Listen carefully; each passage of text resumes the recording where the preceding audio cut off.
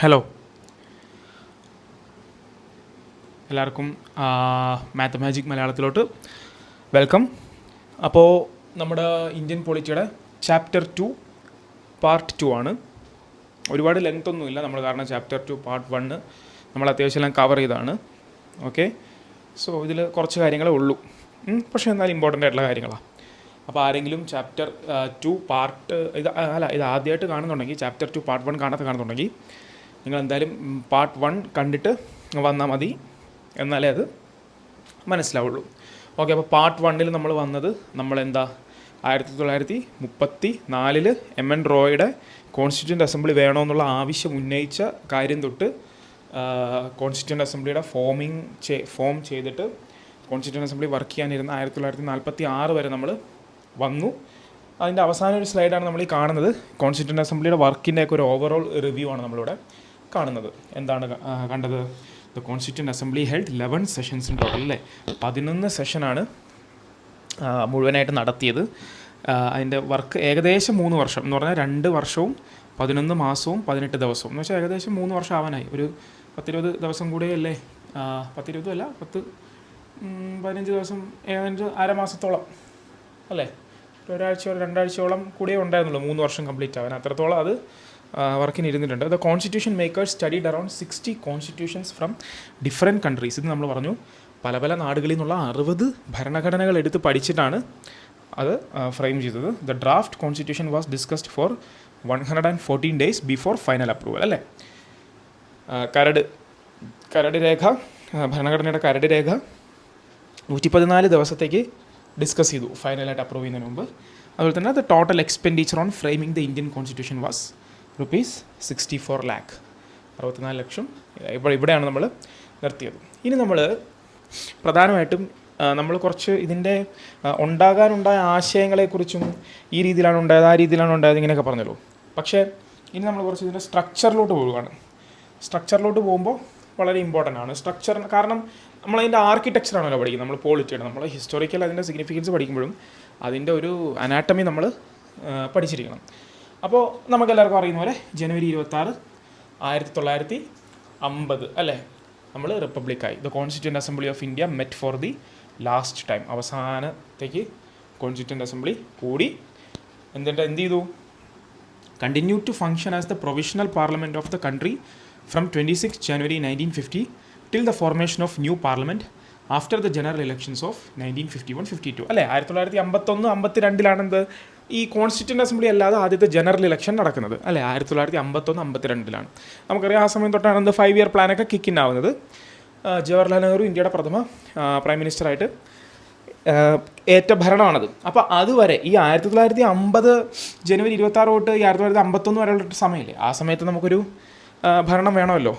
ഇതേ രീതിയിലല്ലേ നമ്മൾ കഴിഞ്ഞ ക്ലാസ്സിൽ പഠിച്ചത്? എന്താ പഠിച്ചത്? കോൺസ്റ്റിറ്റ്യൂൻ്റ് അസംബ്ലി 2 രീതിയിൽ പ്രവർത്തിക്കുമായിരുന്നു, അല്ലേ? ഒന്നെന്ന് പറഞ്ഞാൽ കോൺസ്റ്റിറ്റ്യൂഷൻ എഴുതാനുള്ള, കോൺസ്റ്റിറ്റ്യൂഷൻ ഡ്രാഫ്റ്റ് ചെയ്യാനുള്ള ഒരു കമ്മിറ്റിയായിട്ടും, 2 രാജ്യത്തെ ദൈനംദിന ഭരണം നടത്താനുള്ള കമ്മിറ്റിയായിട്ടും. കാരണം രാജ്യത്തെ ഭരണം നടക്കണമല്ലോ, കോൺസ്റ്റിറ്റ്യൂഷൻ മാത്രം എഴുതിക്കൊണ്ടിരുന്നാൽ മതിയല്ലോ, അന്നന്നത്തെ ഭരണങ്ങൾ അന്നന്ന് തന്നെ നടക്കണ്ടേ?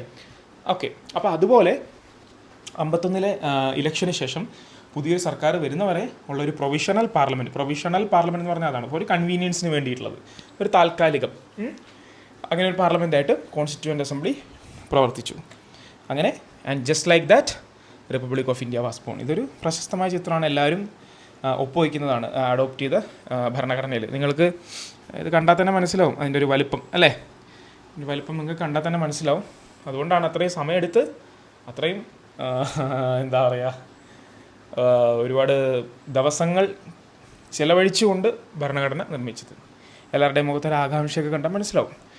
ഓക്കെ, ഇനിയാണ് നമ്മൾ കുറച്ച് അതിൻ്റെ ആർക്കിടെക്ചറലായിട്ട് നിങ്ങൾ വളരെ ശ്രദ്ധയോടുകൂടി ഇരിക്കണം. നിങ്ങൾ കാഷ്വലായിട്ട് കാണരുത്. കാരണം വെറുതെ നിങ്ങളുടെ വിലപ്പെട്ട സമയമല്ലേ പോകുന്നത്. ഇപ്പോൾ നിങ്ങളൊരു അരമണിക്കൂർ എൻ്റെ കൂടെ ഇരിക്കുമ്പോൾ ആ അരമണിക്കൂർ കൊണ്ട് നിങ്ങൾക്ക് മനസ്സിൽ ഇത് ഫ്രെയിം ആവുന്നുണ്ട്, ഉറപ്പാവുന്നുണ്ട് എന്ന് മാത്രം ഉണ്ടെങ്കിൽ ഇരിക്കുക. ഇനി അങ്ങനെ ഒരു സാഹചര്യത്തിലല്ല നിങ്ങൾ ഇരിക്കുന്നതെങ്കിൽ നിങ്ങൾ ഈ വീഡിയോ സേവ് ചെയ്ത് വെച്ചിട്ടോ, ലിങ്ക് എവിടെയെങ്കിലും കോപ്പി ചെയ്ത് വെച്ചിട്ടോ, നിങ്ങളുടെ സൗകര്യത്തിനനുസരിച്ച് നല്ല സമാധാനത്തോടെ, നല്ല സ്വച്ഛന്തയോടെ ഇരിക്കാൻ പറ്റിയൊരു സ്ഥലത്ത് പോയിട്ട് ഫ്രഷ് മൈൻഡിൽ വേറെ ഒരു കാര്യത്തിലോട്ടും ഡിസ്ട്രാക്റ്റ് ആവാതെ ഈ വീഡിയോ കണ്ട് പഠിക്കാനായിട്ട് നോട്ട് എടുത്ത് വെച്ച് ഇരിക്കുക. ഇത് നമ്മുടെ ക്ലാസ്സിൽ ഏത് ലെക്ചർ കാണുകയാണെങ്കിലും നിങ്ങൾ ഇങ്ങനെ ചെയ്യാവുള്ളൂ. കാരണം എനിക്ക് പറയാനുള്ളത് വെറുതെ കുറേ ടൈം നിങ്ങൾ പഠിക്കുന്ന പോലെ ഇരുന്ന് കളയരുത്. ഇരിക്കുന്ന ടൈം 2 മണിക്കൂറാണെങ്കിൽ ആ ടൈമിൽ മാക്സിമം ഇൻഫർമേഷൻ നമുക്ക് തലയിലോട്ട് കൊണ്ടുവരാൻ നോക്കണം. ഓക്കെ, അപ്പോൾ ശ്രദ്ധയോടുകൂടി ഇരിക്കുക. അപ്പോൾ കോൺസ്റ്റിറ്റ്യൂവൻ്റ് അസംബ്ലിയെ സംബന്ധിച്ച് അവർ രൂപീകരിച്ചല്ലോ. അപ്പോൾ ഇനിയിപ്പോൾ നമുക്ക് ഒരുപാട് ഡിവിഷൻ ഓഫ് പവേഴ്സ് വേണം. നമുക്ക് പല പല കാര്യങ്ങളുണ്ടല്ലോ കോൺസ്റ്റിറ്റ്യൂഷനിൽ, പല പല പല പല പല ജോലികളുണ്ട്. ഇന്ത്യ അത്രയും വലിയ കോംപ്ലക്സ് ആയിട്ടൊരു കാര്യമാണ് ഞാൻ ഏറ്റവും ഫസ്റ്റ് ലെക്ചറിൽ പറഞ്ഞായിരുന്നു. അതായിരുന്നു നമ്മുടെ ഏറ്റവും വലിയ നമ്മുടെ വെല്ലുവിളി അല്ലേ, ഇത്രയും വലിയൊരു രാജ്യവും ഇത്രയും വലിയ വൈവിധ്യമുള്ള സ്ഥലങ്ങളിൽ ഇത്രയും വലിയൊരു ഭരണം കൊണ്ടുവരിക എന്നുള്ളത്. അപ്പോൾ അത്രയും വലിയൊരു ചലഞ്ച് നമ്മൾ ചെയ്യുമ്പോൾ എല്ലാം ഒരുപോലെ തന്നെ എല്ലാ ആൾക്കാർക്കും ഇരുന്ന് ചെയ്യാൻ പറ്റുമോ? ഇല്ല.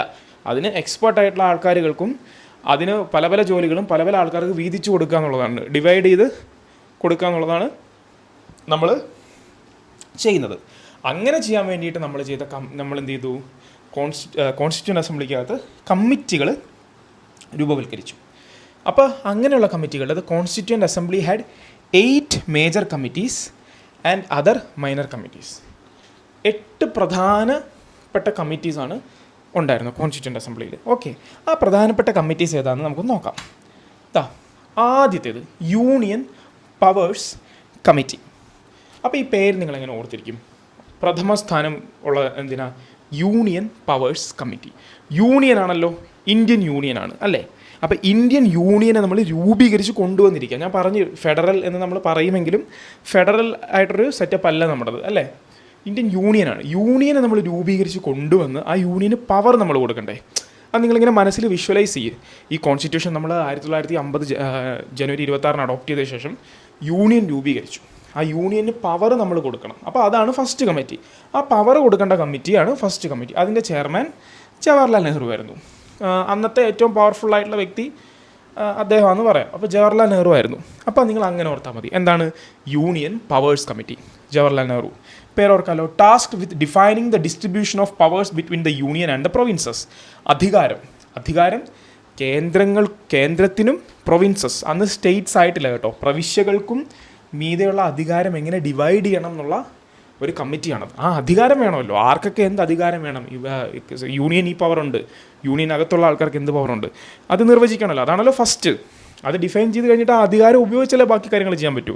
അതുകൊണ്ട് യൂണിയൻ പവേഴ്സ് കമ്മിറ്റി ഫസ്റ്റ്. അതിൻ്റെ ചെയർമാൻ ജവഹർലാൽ നെഹ്റു. അതാണ് ഈ പറഞ്ഞിരിക്കുന്ന പോലെ recommended a strong central government to maintain unity and national integration. ഞാൻ പറഞ്ഞ പോലെ India is an indestructible union of destructible states എന്ന് അംബേദ്കർജി പറഞ്ഞ പോലെ തകർക്കപ്പെടാൻ കഴിയാത്ത യൂണിയനാണ് ഇന്ത്യ. എന്നാൽ അകത്തുള്ള സ്റ്റേറ്റുകളെ ഇന്ത്യൻ യൂണിയൻ്റെ ഇഷ്ടത്തിനനുസരിച്ച് മാറ്റാം. അപ്പോൾ അത്തരത്തിലുള്ളൊരു യൂണിയൻ നിർമ്മിക്കണമെങ്കിൽ അതിനുള്ളൊരു കമ്മിറ്റി വേണം. അതാണ് യൂണിയൻ പവേഴ്സ് കമ്മിറ്റി. അതിൻ്റെ ചെയർമാൻ പ്രധാനമന്ത്രി പിന്നീടാവുമായിരുന്ന ജവഹർലാൽ നെഹ്റു ആണ്. ഓക്കെ, പിന്നെ വരുന്നത് യൂണിയൻ കോൺസ്റ്റിറ്റ്യൂഷൻ കമ്മിറ്റി. അതിൻ്റെ ചെയർമാൻ ജവഹർലാൽ നെഹ്റു ആണ്. Assigned to determine the framework of the union government including it structure and functioning. Work to establish a federal system with a strong centre while ensuring provincial autonomy. കണ്ടോ ആദ്യത്തെ പ്രഥമ പരിഗണന എന്ന് പറഞ്ഞു കഴിഞ്ഞാൽ union സെൻട്രലിൻ്റെ പവർ ഫസ്റ്റ് അച്ചിട്ട് ഉറപ്പിക്കുക. രണ്ടാമത്തേത് നോക്കിയാൽ work to establish a federal system with a strong centre while ensuring provincial autonomy. അതായത് ഈ യൂണിയനുള്ള പവർ അതുപോലെ ഉണ്ട് എന്ന് ഇരിക്കെ തന്നെ ഫെഡറലിസത്തെയും പ്രോത്സാഹിപ്പിക്കണം. കാരണം ഇത്രയും വൈവിധ്യങ്ങളാർന്നൊരു രാജ്യമാകുമ്പോൾ നമുക്ക് ഏകശിലയായിട്ടൊരു ഭരണം കൊണ്ടുവരാനും പറ്റില്ല. സംസ്ഥാനങ്ങൾക്കോ അല്ലെങ്കിൽ പ്രവിശ്യകൾക്കോ അവരവരുടേതായ അധികാര പരിധികളും അവരവരുടേതായ അവകാശങ്ങളും ഗ്രാൻഡ് ചെയ്ത് കൊടുക്കുകയും വേണം അല്ലേ. അതുകൊണ്ടാണ് work to establish a federal system with a strong centre while ensuring provincial autonomy. അത് രണ്ടാമത്തെ ഇമ്പോർട്ടൻസ് ഉള്ള രീതിയിൽ. അപ്പോൾ ആദ്യത്തെ ഇമ്പോർട്ടൻസിൽ സെൻറ്ററിൻ്റെ പവർ യൂണിയൻ പവേഴ്സ് കമ്മിറ്റി, പിന്നെ യൂണിയൻ കോൺസ്റ്റിറ്റ്യൂഷൻ കമ്മിറ്റി. അതിൻ്റെ ചെയർമാൻ ജവഹർലാൽ നെഹ്റു ആയിരുന്നു. ഓക്കെ, ഇനി അടുത്ത പ്രൊവിൻഷ്യൽ കോൺസ്റ്റിറ്റ്യൂഷൻ കമ്മിറ്റി. വളരെ ഇമ്പോർട്ടൻ്റ് ആണ്. കാരണം ഈ മുഖം നിങ്ങൾക്കറിയാലോ. ഗുജറാത്തിൽ ഉയർന്നു നിൽക്കുന്ന പ്രതിമ സർദാർ വല്ലഭായ് പട്ടേൽ അല്ലേ, പട്ടേൽ സാഹിബ്, ഇന്ത്യയുടെ ഉരുക്ക് മനുഷ്യൻ അല്ലേ, iron man of India Sardar Vallabhbhai Patel. അപ്പോൾ സർദാർ വല്ലഭായ് പട്ടേലുമായിട്ട് ബന്ധപ്പെട്ട് നമ്മൾക്ക് എപ്പോഴും ഓർമ്മയിൽ നിൽക്കുന്നത്, എന്തുകൊണ്ടാണ് ഇന്ത്യയിൽ ഉരുക്ക് മനുഷ്യൻ എന്ന് വിളിക്കുന്നത്? ഇന്ത്യയിലെ സംസ്ഥാനങ്ങളെയൊക്കെ അല്ലേ, ഇന്ത്യയിലെ സംസ്ഥാനങ്ങളെയൊക്കെ നാഷണൽ ഇൻ്റഗ്രേഷൻ ചെയ്തതിൻ്റെ മുൻപന്തിയിൽ നിന്നാരാണ്? സർദാർ വല്ലഭായ് പട്ടേൽ സാഹിബാണ് നിന്നത്. അപ്പോൾ പട്ടേൽ സാഹിബിൻ്റെ പ്രധാനപ്പെട്ട കർമ്മമേഖല എന്ന് പറയുമ്പോൾ നമുക്ക് പെട്ടെന്ന് മൈൻഡിൽ വരുന്നത് എന്താ? സ്റ്റേറ്റുകളെ യോജിപ്പിച്ചത്. അപ്പോൾ സ്റ്റേറ്റുകളുമായിട്ട് ബന്ധപ്പെട്ടത്. സ്റ്റേറ്റ് എന്ന് പറഞ്ഞാൽ അന്ന് എന്താ? പ്രവിശ്യ എന്താ? Provincial constitution committee. ഇപ്പോൾ ഈസി ആയിട്ട് ഓർക്കാമല്ലോ. അപ്പോൾ ആരാ? അതിൻ്റെ ചെയർമാനാണ് Sardar Vallabhbhai Patel. Responsible for outlining the constitutional structure of provinces including their executive, legislature and judiciary. പ്രവിശ്യകളുടെ എക്സിക്യൂട്ടീവും ജുഡീഷ്യറിയും ലെജിസ്ലേച്ചറും എങ്ങനെ ഉണ്ടാകണം, എങ്ങനെ ആയിരിക്കണം, അതിൻ്റെ റിലേഷൻഷിപ്പ് സെൻറ്ററുമായിട്ട് എങ്ങനെ ആയിരിക്കണം എന്നുള്ള ആ കാര്യം വളരെ ഡീപ്പായിട്ട് നിർണ്ണയിക്കുന്ന കമ്മിറ്റിയാണ് പ്രൊവിൻസ് എന്ന് പറഞ്ഞാൽ സ്റ്റേറ്റ് ആണ്. സ്റ്റേറ്റിനെ വലിച്ച് ഇന്ത്യൻ യൂണിയനിലോട്ട് ചേർത്തത് പട്ടേൽ സാഹിബാണ്. SVP സർദാർ വല്ലഭായ് പട്ടേലാണ്. ഉരുക്കു മനുഷ്യനാണ് ഇന്ത്യയുടെ. അങ്ങനെ ഓർക്കുക അല്ലേ? Provincial constitution committee. ഓക്കെ, എഴുതിയോ? Aimed to ensure autonomous provincial governments within a unified federal network. കൂടുതൽ പറയണ്ടല്ലോ, മനസ്സിലായല്ലോ. ഇനി അടുത്ത എന്താ? Drafting committee. അയ്യോ, അംബേദ്കർജിയുടെ ഫോട്ടോ ഇവിടെ ഉണ്ടായിരുന്നു. എനിക്ക് തോന്നുന്നത് സൂമോട്ട് ആകുമ്പോൾ വരും. അങ്ങനെ ഒരു പ്രശ്നമുണ്ട് ചില സമയത്ത്. സൂമോട്ട് ആകുമ്പോൾ വരും, സൂമിഞ്ച് ആകുമ്പോൾ വരും. എന്തായാലും പുള്ളിയോടൊരു ബഹുമാനാർത്ഥം നമുക്ക് സൂമോട്ട് ചെയ്ത് വെച്ച് തന്നെ പറയാം. Drafting committee. Chairman BR Ambedkar entrusted with the task of preparing the final draft of the constitution based on the assembly's discussions and reports. Transformed assemblies ഇനിയിപ്പോൾ വായിക്കാമല്ലോ. Transformed the assembly's resolutions into coherent and legally sound document, the constitution of India. ഞാനിപ്പോൾ ഒരുപാട് പറയണ്ടല്ലോ, കാരണം constituent അസംബ്ലിയുടെ പ്രധാനപ്പെട്ട ജോലി എന്ന് പറഞ്ഞു കഴിഞ്ഞാൽ കോൺസ്റ്റിറ്റ്യൂഷൻ ഡ്രാഫ്റ്റ് ചെയ്യുക എന്നുള്ളതാണ്. അപ്പോൾ ഏറ്റവും പ്രധാനപ്പെട്ട കമ്മിറ്റി എന്ന് പറഞ്ഞാൽ ഡ്രാഫ്റ്റിംഗ് കമ്മിറ്റിയാണ്. അതിൻ്റെ ചെയർമാൻ BR അംബേദ്കർ ആണെന്ന് ഇത് കൊച്ചുകുട്ടികൾക്ക് വരെ അറിയുന്ന കാര്യമാണ്. ഞാൻ പ്രത്യേകിച്ച് പറയണ്ട അല്ലേ? പ്രത്യേകിച്ച് ഒരുപാട് ഞാനതിനകത്ത് വലിച്ചു നീട്ടേണ്ട കാര്യമില്ല. പിന്നെ ഇത് ഇമ്പോർട്ടൻ്റ് ആണ്. ഇത് കുറച്ച് ഡീറ്റെയിൽഡ് ആയിട്ട് വരും. അപ്പോൾ നിങ്ങൾ ഈ കമ്മിറ്റിയുടെ പേര് വായിച്ച് മനസ്സിൽ അതിങ്ങനെ ഉരുവിട്ട് ഇങ്ങനെ മനനം ചെയ്ത് പഠിച്ചാൽ നിങ്ങൾക്ക് നന്നായിട്ട് നിൽക്കും. ഇത് പേരെന്താ? Advisory committee on fundamental rights, minorities and tribal and excluded areas. എന്താ? ഫസ്റ്റ് ഓഫ് ഓൾ ഇതൊരു അഡ്വൈസറി കമ്മിറ്റിയാണ്. ഒരു അഡ്വൈസറി കമ്മിറ്റി എന്ന് പറഞ്ഞാൽ അതിൻ്റെ പ്രത്യേകത എന്ന് പറഞ്ഞു കഴിഞ്ഞാൽ, ഇപ്പം നിങ്ങൾക്ക് സ്റ്റേറ്റിൻ്റെ കാര്യം എടുക്കുക. ഇപ്പോൾ കേരള സ്റ്റേറ്റിൻ്റെ ഒരു അഡ്വക്കേറ്റ് ജനറൽ ഉണ്ടല്ലോ, അദ്ദേഹം എന്ത് ചെയ്യും? ഒരു നിയമോപദേശം സർക്കാരിന് കൊടുക്കും. പക്ഷേ നിയമോപദേശം ബൈൻഡിങ് അല്ല, ഗവൺമെൻറ്റിൻ്റെ പുറത്ത് ബൈൻഡിങ് അല്ല എന്ന് പറഞ്ഞ വാക്കിൻ്റെ അർത്ഥം അത് ഗവൺമെൻറ്റിന് അത് നടപ്പിലാക്കാനുള്ള ബാധ്യതയില്ല. അത് അഡ്വൈസറി നേച്ചറാണ്. അതൊരു ഉപദേശം പോലെയാണ്. അമ്മാവൻ ഉപദേശിക്കും, പക്ഷേ അമ്മാവൻ്റെ ഉപദേശം എടുക്കണോ വേണ്ടയോ എന്നുള്ളത് നമ്മൾ തീരുമാനിക്കുന്ന പറയുന്ന പോലെ ഒരു ബൈൻഡിങ് നേച്ചർ ഇല്ല. അതിനൊരു അഡ്വൈസർ, വഴികാട്ടി, ഒരു മാർഗദർശി എന്നുള്ള രീതിയിലാണ് ഒരു അഡ്വൈസറി കമ്മിറ്റികൾ എപ്പോഴും ഉണ്ടാവുക. അപ്പോൾ advisory committee on fundamental rights, minorities and tribal and excluded areas. എന്തിൽ? Fundamental rights. ഇമ്പോർട്ടൻ്റ് ആണ്. നമ്മൾ കോൺസ്റ്റിറ്റ്യൂഷൻ പഠിക്കുമ്പോൾ ഏറ്റവും ഇമ്പോർട്ടൻ്റ് ആയുള്ള കാര്യമാണ് ഫണ്ടമെൻ്റൽ റൈറ്റ്സ്. നമ്മളിപ്പോൾ ഈ മത്സര പരീക്ഷകൾക്ക് വേണ്ടി ഡീറ്റെയിൽ ആയിട്ട് കോൺസ്റ്റിറ്റ്യൂഷൻ പഠിക്കുന്നതുകൊണ്ടാണ് നമ്മൾ ഇങ്ങനെ പഠിക്കുന്നത്. അല്ലെങ്കിൽ നമ്മൾ സ്കൂളിലൊക്കെ പോളിറ്റി പഠിക്കുമ്പോൾ ഫസ്റ്റ് ഫണ്ടമെൻ്റൽ റൈറ്റ്സും ഫണ്ടമെൻ്റൽ ഡ്യൂട്ടീസും directive principles of state policy അങ്ങനെയല്ല പഠിക്കുന്നത്. അപ്പോൾ ഫണ്ടമെൻ്റൽ റൈറ്റ്സ് ഇമ്പോർട്ടൻറ്റ്. പിന്നെന്താ? മൈനോറിറ്റീസ്, ന്യൂനപക്ഷങ്ങൾ, and tribal and excluded areas. കാരണം ഇന്ത്യയെ നാഷണൽ ഇൻ്റഗ്രേറ്റ് ചെയ്യുക എന്ന് പറയുമ്പോൾ ഇന്ത്യയിലെ ഏറ്റവും പ്രമുഖമായ, ഏറ്റവും എല്ലാവരും നോർമലായിട്ട് എല്ലാ കമ്മ്യൂണിറ്റിയും ഉള്ള സ്ഥലങ്ങൾ മാത്രം ഇൻ്റഗ്രേറ്റ് ചെയ്താൽ മതിയോ? അല്ല. അങ്ങ് വടക്ക് കിഴക്ക് കുറേ സ്ഥലങ്ങളില്ലേ? ഇങ്ങ് എന്താണ്, ചോട്ടാനാഗ്പൂർ പ്ലാറ്റ്യൂവിനകത്ത് ഛത്തീസ്ഗഡ് പോലെയുള്ള സ്ഥലങ്ങളിലും ഒരുപാട് ട്രൈബൽസ് ഇല്ലേ? ഒറീസയുടെ ഇപ്പുറത്തെ ട്രൈബൽസ് ഇല്ലേ? ഒരുപാട് സ്ഥലങ്ങളിൽ ട്രൈബൽസ് ഉണ്ടല്ലോ അല്ലേ? ഒരുപാട് എക്സ്ക്ലൂഡഡ് ആയിട്ടുള്ള ഏരിയകളുണ്ടല്ലോ, ഒരുപാട് അകത്തോട്ട് കിടക്കുന്നത്. അപ്പോൾ ഇതിനെക്കുറിച്ചൊക്കെ ഒരു പ്രത്യേക ശ്രദ്ധ വേണം. ഇതിന് പ്രത്യേക ശ്രദ്ധ വേണം അല്ലേ? സാധാരണ പ്രൊവിൻസസിനെ പോലെയല്ല. അതുകൊണ്ട് തന്നെ ഇതെന്താ? ഇത് പ്രവിശ്യകളെ കുറിച്ച് തന്നെയാണ് വരുന്നത്. പക്ഷേ സാധാരണ പ്രവിശ്യ പോലെയല്ല, സാധാരണ പ്രൊവിൻസ് പോലെയല്ല. മൈനോറിറ്റീസ് ഉണ്ട്, ട്രൈബൽ ആയിട്ടുള്ള ആൾക്കാരുണ്ട്, എക്സ്ക്ലൂഡഡ് ഏരിയാസ് ഉണ്ട്, ജിയോഗ്രഫിക്കലി എക്സ്ക്ലൂഡഡ് ഏരിയാസ് ഉണ്ടാവും അല്ലേ? പഴയ പോലെ ഇപ്പോൾ ഇന്നത്തെ പോലെയാണോ? പണ്ടിപ്പോൾ നോർത്ത് ഈസ്റ്റിലോ അല്ലെങ്കിൽ ലഡാക്കിലോ അങ്ങനെ കാശ്മീരിലോ അവിടെ അങ്ങനെ ഹിമാലയത്തിൻ്റെ ഫുഡ് ഹിൽസിലുള്ള റീജിയൻസിലോ ഒന്നും പഴയ പോലെ എത്തണമെന്നില്ല.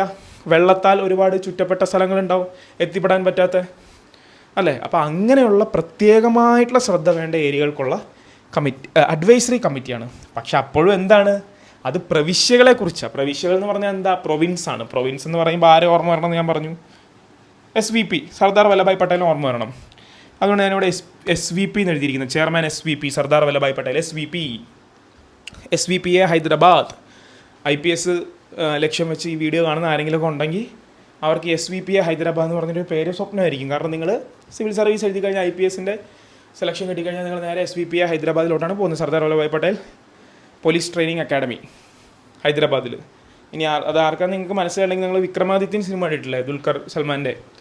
അതിലവസാനം ഒരു സീനുണ്ടല്ലോ, ഒരു മോട്ടിവേഷൻ സീൻ, കുതിരപ്പുറത്തൊക്കെ പോകുന്ന ട്രെയിനിങ് ചെയ്യുന്ന ആ സ്ഥലമാണ് Sardar Vallabhbhai Patel academy of police. അത് പോലീസ് ട്രെയിനിങ് അക്കാഡമിയാണ്. അപ്പോൾ ഇത് കാണുന്ന ആരെങ്കിലും IPS വേണ്ടി ട്രൈ ചെയ്യുന്നുണ്ടെങ്കിൽ അവർക്ക് അവിടെയൊക്കെ പോകാൻ പറ്റട്ടെ എന്ന് ഞാൻ നന്നായിട്ട് പ്രാർത്ഥിക്കുന്നു, ആഗ്രഹിക്കുന്നു. ഓക്കെ, അപ്പോൾ വാട്ടെവർ SVP ആണ് പ്രവിശ്യകളുടെയും കാര്യം ഡീൽ ചെയ്യുന്നതുകൊണ്ട് advisory committee on fundamental rights minorities and tribal and excluded ഏരിയാസിലും SVP പട്ടേൽ സാഹിബ് തന്നെയാണ്. Form to recommend provisions on fundamental rights and safeguards for minorities and tribal communities. മനസ്സിലായല്ലോ? ട്രൈബലും ന്യൂനപക്ഷമായിട്ടുള്ള ആൾക്കാർക്ക് വേണ്ടിയിട്ടുള്ള ഫണ്ടമെൻ്റൽ റൈറ്റ്സും സേഫ് ഗാർഡുകളും. പിന്നെ ഇത് പ്രൊവിഷ്യ മാത്രമല്ല, അവർക്കുള്ള ഫണ്ടമെൻ്റൽ റൈറ്റ്സ് കേട്ടോ, അവർക്കുള്ള ഫണ്ടമെൻ്റൽ റൈറ്റ്സിനെ കുറിച്ച് കൂടെ ചർച്ച ചെയ്യാനാണ് അതുള്ളത്. പക്ഷേ അത് നിങ്ങളിങ്ങനെ കണക്ട് ചെയ്ത് പഠിച്ചാൽ മതി. എന്തിനാണ് അവർക്ക് ഫണ്ടമെൻ്റൽ റൈറ്റ്സ് കൊടുക്കേണ്ടത്? അവരൊരു പ്രത്യേകമായ ജനവിഭാഗമാണ്, അവർക്ക് പ്രത്യേകമായ ആവശ്യങ്ങളുണ്ട്, സാഹചര്യങ്ങളുണ്ട്.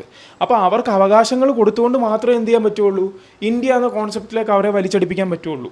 ഒരു സ്റ്റേറ്റിലോട്ട് അവർക്ക് ചേരണമെങ്കിൽ അവിടുന്ന് അവർക്ക് ആവശ്യമായ അവകാശങ്ങളും കാര്യങ്ങളും കിട്ടുന്നു എന്നുള്ള ബോധം ആ ജനങ്ങൾക്ക് വേണ്ടേ? അങ്ങനെയാണല്ലോ ദേശീയോദ്ഗ്രഥനം, അല്ലെങ്കിൽ ഇത് നമ്മുടെ നാഷണൽ ഇൻ്റഗ്രേഷൻ നടപ്പിലാക്കുക. അവരെ കൈപിടിച്ച് കൂടെ കൊണ്ടുവരണമെങ്കിൽ ആ റൈറ്റ്സ് കൊടുക്കണം.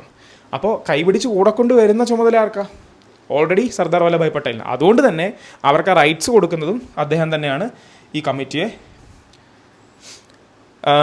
നയിച്ചിരുന്നത്. അങ്ങനെ പഠിച്ചാൽ മതി. അതാണ് played a vital role in ensuring social justice and equality within the constitutional framework. Okay, ഒരുപാടൊന്നുമില്ല. ഇനി വേറൊരു ഇമ്പോർട്ടൻ്റ് കാര്യം, ഈ ഒരു കമ്മിറ്റി, ഈ അഡ്വൈസറി കമ്മിറ്റി അതിനകത്ത് കുറച്ച് ഒന്നിൽ കൂടുതൽ കാര്യങ്ങൾ ചർച്ച ചെയ്യുന്നുണ്ട് അല്ലേ? മറ്റുള്ള കമ്മിറ്റി പോലെയല്ല. അതിനകത്ത് ഫണ്ടമെൻ്റൽ റൈറ്റ് ഉണ്ട്, മൈനോറിറ്റീസ് വരുന്നുണ്ട്, ട്രൈബൽസ് വരുന്നുണ്ട്, എക്സ്ക്ലൂഡഡ് ഏരിയാസ് വരുന്നുണ്ട്. അപ്പോൾ ഇതിനകത്ത് ഒരുപാട് ഘടകങ്ങൾ വരുന്നില്ലേ? അതുകൊണ്ട് തന്നെ ഈ കമ്മിറ്റിയെ തന്നെ സബ് കമ്മിറ്റികളാക്കി നമ്മൾ പിന്നെയും ഡിവൈഡ് ചെയ്യും. നമ്മൾ പിന്നെയും ഡിവൈഡ് ചെയ്ത് റൂൾ ചെയ്യുക. ബ്രിട്ടീഷുകാർ ഡിവൈഡ് ആൻഡ് റൂൾ ചെയ്തപോലെ ഹിന്ദു മുസ്ലിമിനെയും ഹിന്ദു സിഖിനെയും ഡിവൈഡ് ചെയ്തല്ല ചെയ്തത്. നമ്മുടെ ആവശ്യങ്ങൾക്ക് വേണ്ടി ഭരണപരമായുള്ള ഡിവൈഡ് ആൻഡ് റൂളാണ് നമ്മൾ 47 ശേഷം ചെയ്തുകൊണ്ടിരുന്നത്. ഓക്കെ, അപ്പോൾ ഇങ്ങനെയുള്ള കാര്യങ്ങൾ നോക്കാനായിട്ട് സബ് കമ്മിറ്റിയുണ്ട്. ഏതിൽ ഞാൻ ഇങ്ങനെ എഴുതിയിരിക്കുന്നത് നിങ്ങൾ മനഃപൂർവ്വം ഇതിങ്ങനെ തന്നെ വായിച്ച് പഠിക്കണം. Sub committees of advisory committee. കണ്ടോ? അങ്ങനെ നിങ്ങളിങ്ങനെ തൊട്ട് ഇങ്ങനെ ഇത് പഠിച്ചു കഴിഞ്ഞാൽ നിങ്ങൾക്ക് കാര്യം എന്താണെന്ന് മനസ്സിലാവും. ആ വാക്കിൻ്റെ അർത്ഥം കൂടെ മൈൻഡിൽ ഉൾക്കൊണ്ടുകൊണ്ട് അത് പഠിക്കുക. അപ്പോൾ advisory committee on fundamental rights minorities tribals excluded areas. ഇത് ഓരോന്ന് വായിക്കുമ്പോഴും അർത്ഥം മൈൻഡ് വരും. അഡ്വൈസറി കമ്മിറ്റിയാണ്, ഉപദേശിക്കുന്ന കമ്മിറ്റിയാണ്. ഫണ്ടമെൻ്റൽ റൈറ്റ്സിൽ, മൗലികാവകാശങ്ങളിൽ. മൈനോറിറ്റി ന്യൂനപക്ഷങ്ങൾ. ട്രൈബൽസ് മൈനോറിറ്റീസിൻ്റെയും ന്യൂനപക്ഷങ്ങളുടെയൊക്കെ മുഖം ആ ജനവിഭാഗമൊക്കെ ഓർമ്മ വരണം നിങ്ങൾക്ക് മൈൻഡിൽ. എക്സ്ക്ലൂഡഡ് ഏരിയാസ് ഒരുപാട് ഉള്ളിലോട്ട് കിടക്കുന്നതും എത്തിപ്പെടാൻ പറ്റാത്തതുമായിട്ടുള്ള ഏരിയാസ്. അതിൻ്റെ സബ് കമ്മിറ്റി ഒബ്വിയസ്ലി ആദ്യത്തെ FR fundamental rights sub committee. അതിൻ്റെ ചെയർമാൻ JB കൃപാലിനി. അതങ്ങനെ തന്നെ പഠിച്ചാൽ മതി.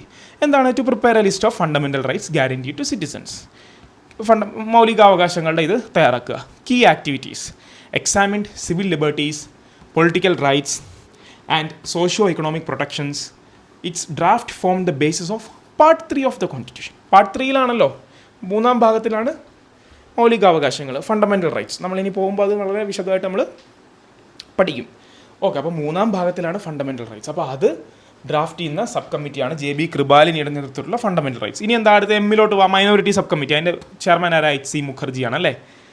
HC മുഖർജി. ഈ പേര് ഓർമ്മയുണ്ടോ? വൈസ് ചെയർമാൻ എന്ന് പറഞ്ഞില്ലേ? കോൺസ്റ്റിറ്റ്യൂഷൻ അസംബ്ലിയുടെ ഓർമ്മയുണ്ടല്ലോ. 2 പേരില്ലേ? എവിടെയാണ് പഠിച്ചേ? നമ്മളിവിടെ ഉണ്ടെന്ന് തോന്നുന്നു. നോക്കിയേ. January 15, 1947 HC Mukherjee was selected as a vice president. പിന്നെ ജൂലൈ 16 ആരും വന്നു? VT കൃഷ്ണമാചാരിയും വന്നു. ഇത് രണ്ടും ഓർക്കണം എന്ന് ഞാൻ പറഞ്ഞിട്ടുണ്ടായിരുന്നു. 2 വൈസ് പ്രസിഡന്റ്. എന്തിൻ്റെ? ചെയർമാൻ അല്ല കേട്ടോ, സോറി, വൈസ് പ്രസിഡന്റ് കോൺസ്റ്റിറ്റ്യൂഷൻ അസംബ്ലിയുടെ അല്ലേ? അപ്പോൾ ആ HC മുഖർജി ഇല്ലേ? ആര്? വൈസ് പ്രസിഡൻ്റായ HC മുഖർജി ജനുവരി 25, 1947 കോൺസ്റ്റിറ്റ്യൂന്റ് അസംബ്ലിയുടെ വൈസ് പ്രസിഡന്റായ HC മുഖർജി. അദ്ദേഹമാണ് ഈ അഡ്വൈസറി കമ്മിറ്റിയിലെ മൈനോറിറ്റി സബ് കമ്മിറ്റിയുടെ ചെയർമാൻ. എന്താ മൈനോറിറ്റീസിന് വേണ്ടിയുള്ളത്? പ്രത്യേകിച്ച് കാര്യമൊന്നുമില്ല. Recommended cultural and educational rights and safe guards in services and legislature's avoiding communal separation. പിന്നെന്താ?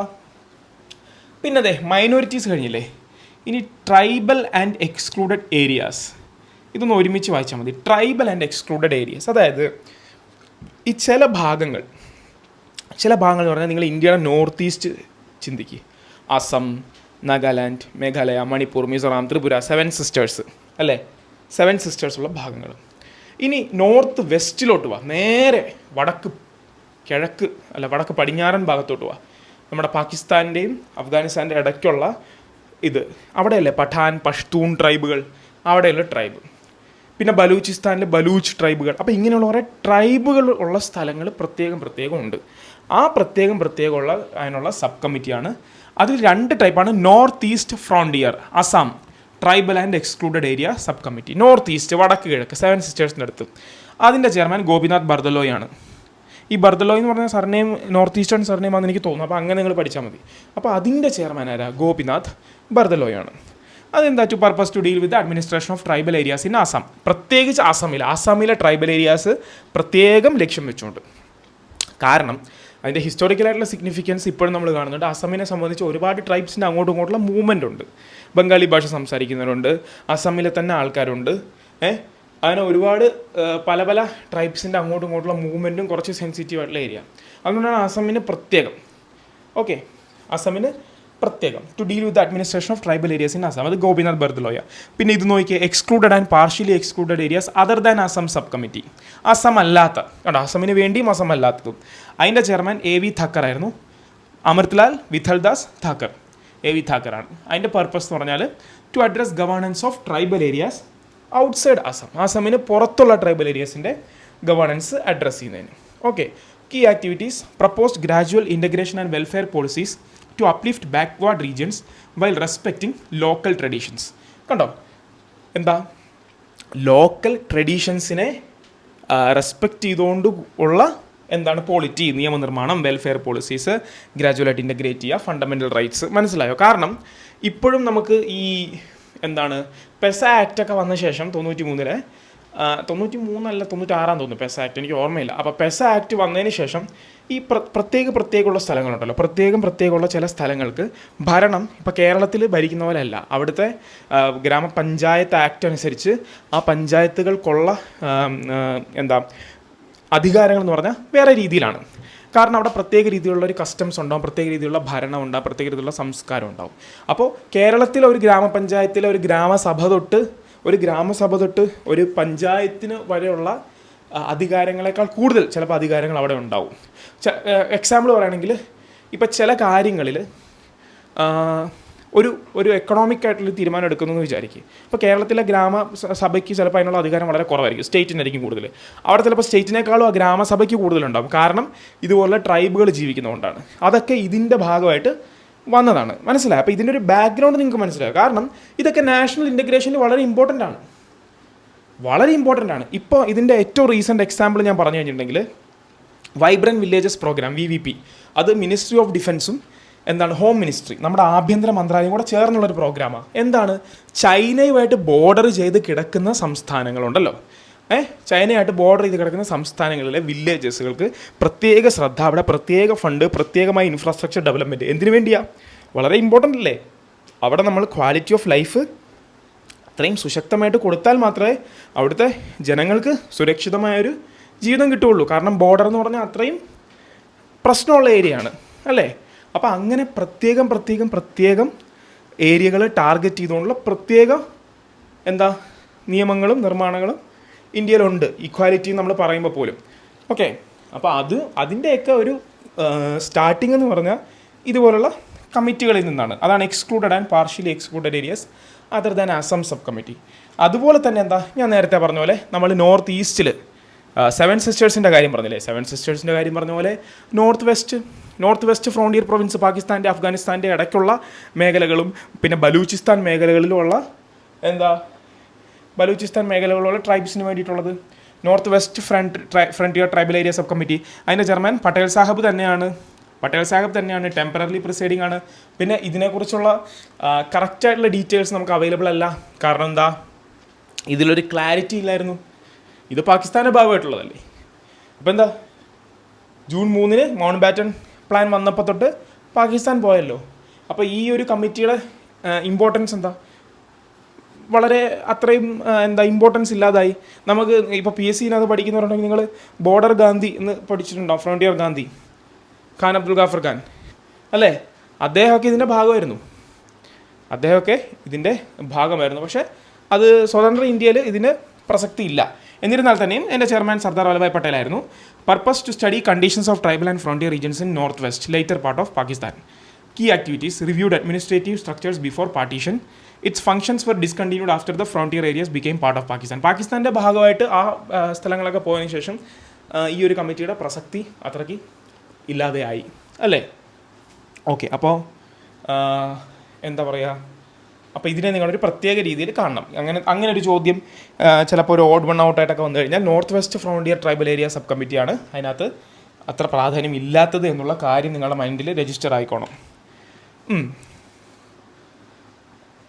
എനിക്ക് തോന്നുന്നു ഇത് അടുത്ത important committee rules of procedure committee. അപ്പോൾ നമ്മൾ അഡ്വൈസറി കമ്മിറ്റിയുടെ കുറിച്ച് പറഞ്ഞു. ഇനി അടുത്തത് rules of procedure committee. Rules of procedure എന്ന് പറഞ്ഞാൽ എന്താ, സിമ്പിൾ അല്ലേ. അത് കോൺസ്റ്റിറ്റ്യൂൻ്റ് അസംബ്ലി കൂടുമല്ലോ.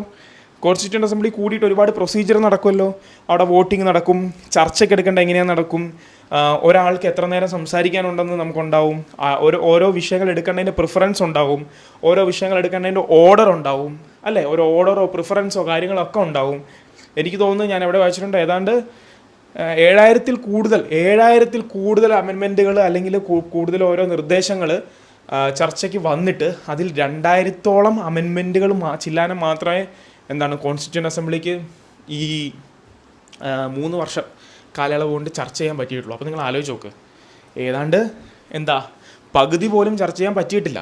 അപ്പോൾ ഇത്രയും വലിയൊരു കോംപ്ലക്സ് ആയിട്ടുള്ള കാര്യത്തിനെ പ്രൊസീജിയർ ഒരു ഓർഡറിൽ കൊണ്ടുവരണ്ടേ.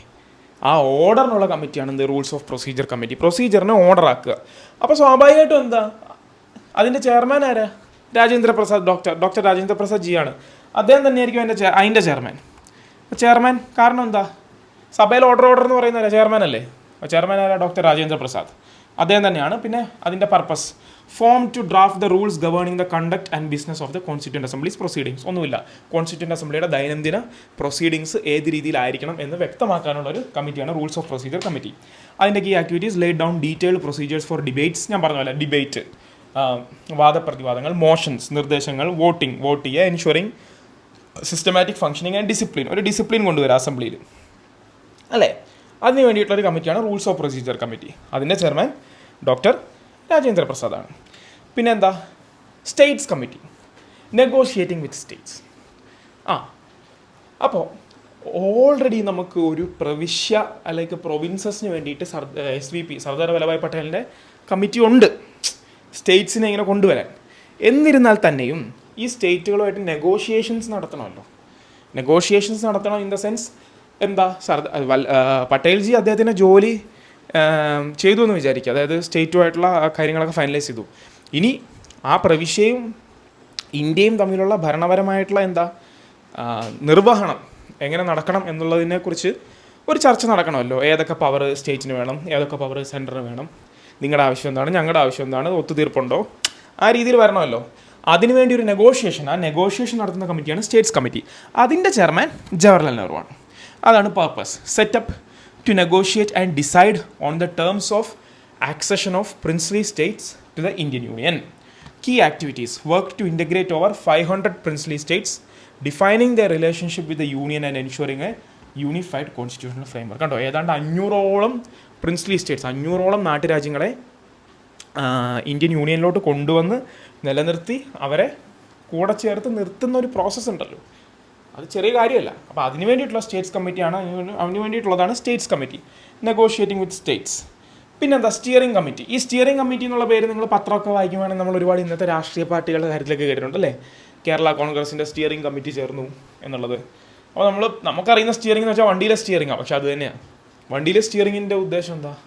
വഴി നടത്തുക, നയിക്കുക, കൺട്രോൾ ചെയ്യുക. അതാണ് കീ ആക്ടിവിറ്റീസിൽ control the agenda, order of business and discussion timings, ensuring the smooth and timely progress of the constitution making process. Purpose formed to coordinate and schedule the work of the Constituent Assembly and its various committees. എന്തിനാ? Coordinate ചെയ്യാനും schedule ചെയ്യാനും. പല പല കമ്മിറ്റികളുടെ വർക്കില്ലേ, പല committee. ഇപ്പം ഈ steering committee എന്ന് പറഞ്ഞാൽ കോൺസ്റ്റിറ്റ്യൂൻ്റ് അസംബ്ലിയെ നിയന്ത്രിക്കാനുള്ളതാണെന്ന് പറയുമ്പോൾ നിങ്ങൾ ചോദിക്കും, അയ്യോ അതിന് ഓൾറെഡി ഒരു റൂൾസ് ഓഫ് പ്രൊസീജിയർ കമ്മിറ്റി ഉണ്ടല്ലോ. അല്ല, റൂൾസ് ഓഫ് പ്രൊസീജിയർ കമ്മിറ്റി എന്ന് വെച്ചാൽ എക്സാക്ട്ലി ഓരോ ഈ ഡിബേറ്റുകളും മോഷനും വോട്ടിങ്ങുകളും ഒക്കെ നടക്കുമ്പോൾ അത് എങ്ങനെ കൺട്രോൾ ചെയ്യണം, അതെങ്ങനെ വേണം എന്നുള്ളതാണ്. അതേസമയം സ്റ്റിയറിംഗ് കമ്മിറ്റി എന്ന് പറയുമ്പോൾ ഓരോ കമ്മിറ്റികളില്ലേ, ഇപ്പോൾ നമ്മൾ ഈ പറഞ്ഞ പോലത്തെ പല പല കമ്മിറ്റിയില്ലേ, യൂണിയൻ പവേഴ്സ് കമ്മിറ്റി, ഇത് നമ്മുടെ അഡ്വൈസറി കമ്മിറ്റി, ഇങ്ങനെയുള്ള പല പല കമ്മിറ്റികളുടെ എപ്പോൾ കൂടണം, ആ കമ്മിറ്റികൾ ഓരോ കമ്മിറ്റിയുടെയും സെഷൻ എപ്പോഴാണ്, അവരുടെ നിർദ്ദേശങ്ങൾ എപ്പോൾ എടുക്കണം, അവരുടെ മാറ്റേഴ്സ് എപ്പോൾ എടുക്കണം, അവരെത്ര ടൈമിനുള്ളിൽ വർക്ക് ചെയ്യണം, അതാണ് സ്റ്റിയറിംഗ് കമ്മിറ്റി. അതാണ് ഇവിടെ പറഞ്ഞത്. Control the agenda, order of business and discussion timings, ensuring the smooth and timely progress of the constitution making process. അതിൻ്റെ ഒബ്വിയസ്ലി രാജേന്ദ്ര പ്രസാദ് ജി തന്നെയായിരുന്നു ചെയർമാൻ. അപ്പോൾ ഇത്രയാണ് നമ്മൾ കണ്ട 8 പ്രധാനപ്പെട്ട കമ്മിറ്റീസ് മേജർ. ഇപ്പോൾ steering committee, States committee, rules of procedure committee, sub committees, ഇത് നമ്മുടെ advisory committee, drafting committee, provincial constitution committee, union constitution committee, union powers committee. ഇപ്പോൾ 8 എണ്ണം ആയില്ലേ. അപ്പോൾ നന്നായിട്ട് നോട്ട് എഴുതി ഞാൻ ഈ പറഞ്ഞ പോലെ തന്നെ ഇത് റിവൈസ് ചെയ്ത് വെച്ചു. അപ്പോൾ ഞാനിത് പഠിച്ചപ്പോഴാണ് നിങ്ങൾക്ക് വേണ്ടി നോട്ട്സ് പ്രിപ്പയർ ചെയ്യുന്ന സമയത്താണ് എനിക്ക് ഇതിനെക്കുറിച്ചൊരു ഡൗട്ട് തോന്നിയത്.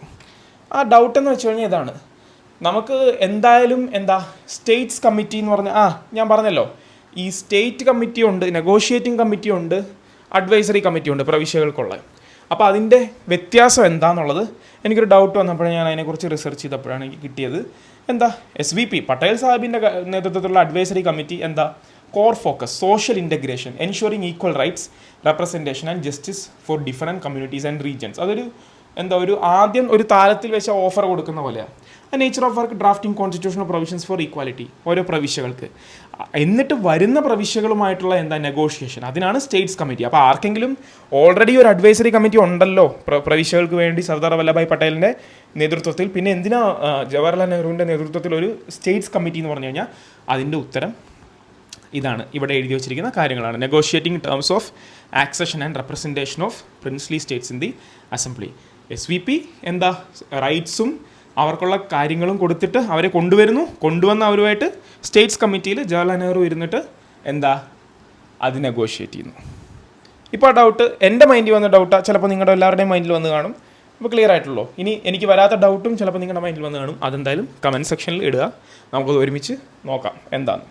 ഓക്കെ, അപ്പോൾ മേജർ കമ്മിറ്റീസൊക്കെ കഴിഞ്ഞു. ഇനിയിപ്പോൾ മൈനർ കമ്മിറ്റീസേ ഉള്ളൂ.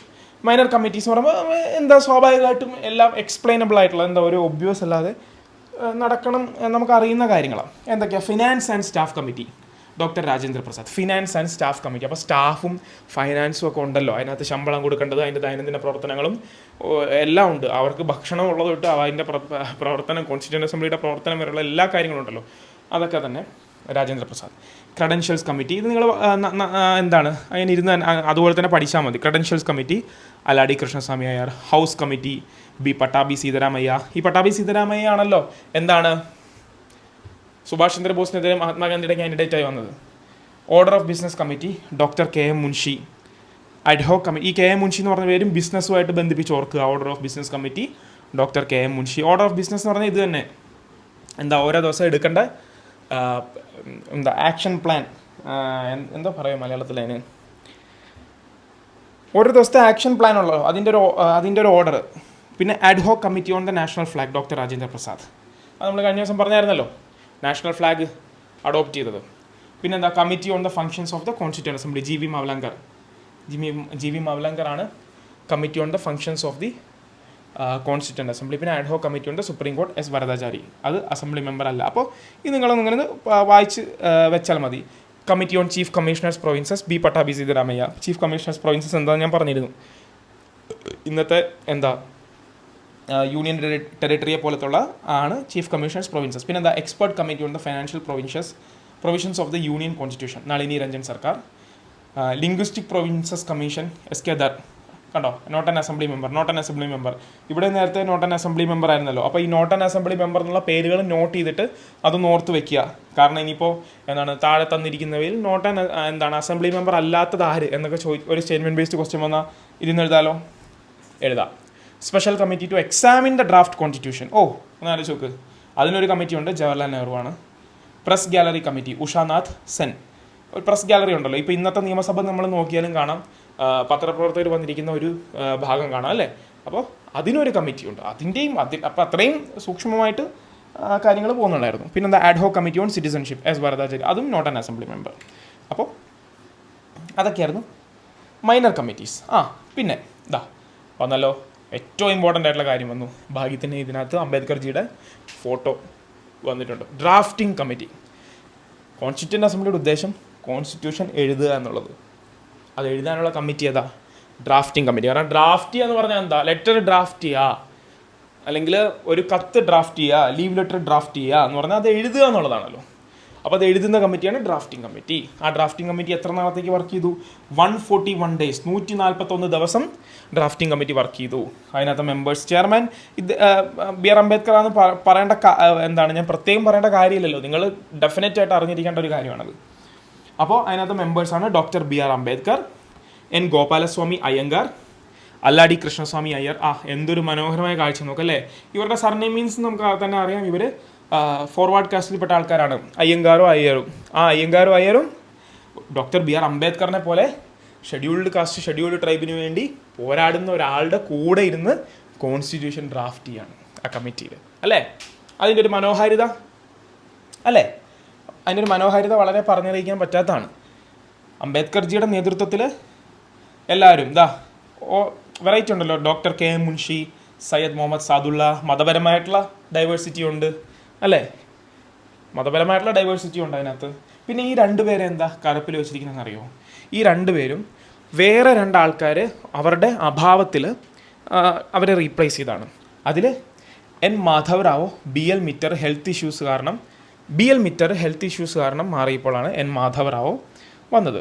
പിന്നെ ഡി പി ഖേത്താൻ മരണപ്പെട്ടപ്പോഴാണ് ടി കൃഷ്ണമാചാരി വന്നത്. അതുകൊണ്ട് ഈ രണ്ട് പേര് നിങ്ങൾ സെപ്പറേറ്റ് ചെയ്ത് എഴുതിയിട്ട് ആ ഒരു കാര്യം ഓർക്കണം. അവർ റീപ്ലേസ് ചെയ്തവരാണ്, അവർ ആദ്യമേ ഡ്രാഫ്റ്റിംഗ് കമ്മിറ്റിയിൽ ഉണ്ടായിരുന്നവരല്ല. അപ്പോൾ ഡ്രാഫ്റ്റിംഗ് കമ്മിറ്റിയിൽ 2 പേര് റീപ്ലേസ് ചെയ്തതാണ്. 7 പേരുണ്ടല്ലേ, കണ്ടോ, 5ഉം 2ഉം 7 പേരാണ് ഡ്രാഫ്റ്റിംഗ് കമ്മിറ്റിയിൽ. ഏതാ 7 പേരുണ്ടായിരുന്ന ഒരു കമ്മീഷൻ? Simon commission. 1927 വന്ന സൈമൺ കമ്മീഷനിൽ 7 പേരല്ലേ, മുഴുവൻ ബ്രിട്ടീഷേഴ്സ് ആയിരുന്നു അല്ലേ. അതൊക്കെ ഓർക്കണം കേട്ടോ, നമ്മൾ പഠിച്ച കാര്യങ്ങളൊക്കെ ഇങ്ങനെ റിവൈസ് ചെയ്ത് തന്നെ ഓർക്കണം. അപ്പോൾ നമ്മുടെ തലയിൽ നന്നായിട്ട് ഇരിക്കും. ഓക്കെ, അപ്പോൾ ഡ്രാഫ്റ്റിംഗ് കമ്മിറ്റിയെക്കുറിച്ചൊരു ബോധ്യം വന്നല്ലോ.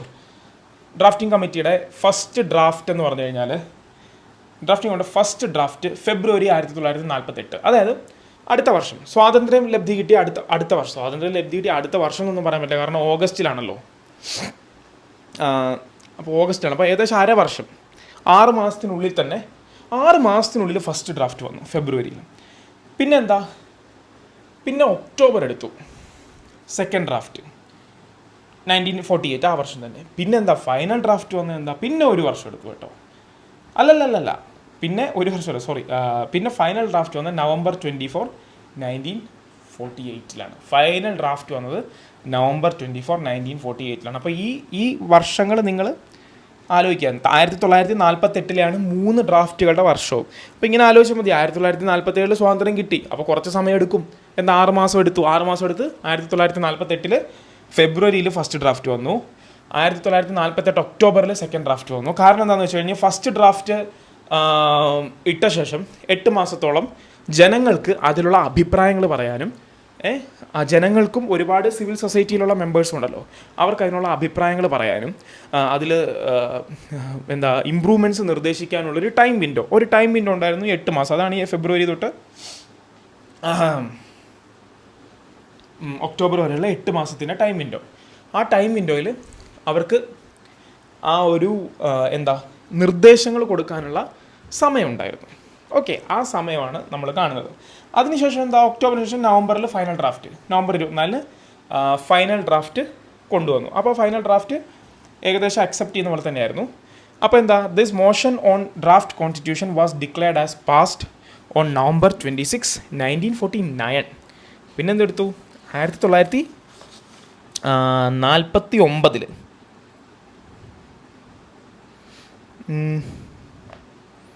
ഒരു മിനിറ്റ്.